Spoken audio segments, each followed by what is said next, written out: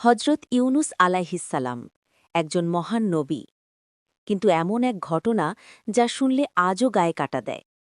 এক বিশাল মাছের পেটে অন্ধকারে একা তিনি কতদিন ছিলেন, আর কেন এই শাস্তি? চলুন জানি সেই অলৌকিক কাহিনী।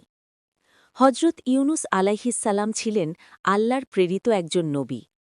তিনি নিনেবা নামক এক জাতির কাছে ইসলাম প্রচার করতেন, কিন্তু তার জাতি বারবার আল্লাহর কথা অমান্য করছিল।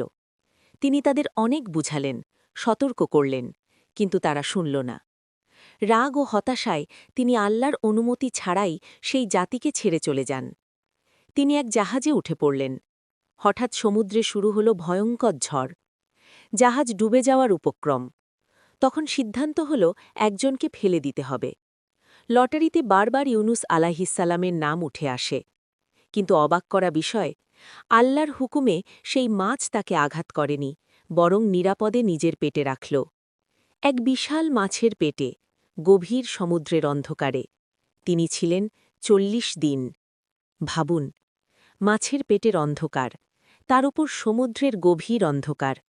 সেখানে তিনি আল্লাহর কাছে কান্না করে দোয়া করতে থাকেন, লা ইলাহা ইল্লা আন্তা সুবহানাকা ইন্নী কুনতু মিনাজ জালিমিন। অবশেষে আল্লাহ তার দোয়া কবুল করলেন। মাছকে নির্দেশ দেওয়া হল তাকে তীরে ফেলে দিতে। তিনি অসুস্থ ও দুর্বল অবস্থায় তীরে এসে পড়েন। আল্লাহ তার জন্য গাছ জন্মালেন, যাতে তিনি সুস্থ হন। এই ঘটনার শিক্ষা কি? আল্লাহর হুকুম ছাড়া কোনো কাজ করা উচিত নয়। বিপদে ধৈর্য ধরতে হবে। আল্লাহকে ডাকলে তিনি অবশ্যই সাড়া দেন।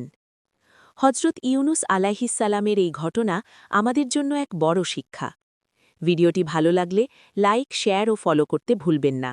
আর এমন আরও ইসলামিক গল্প পেতে চ্যানেলটা সাবস্ক্রাইব করুন।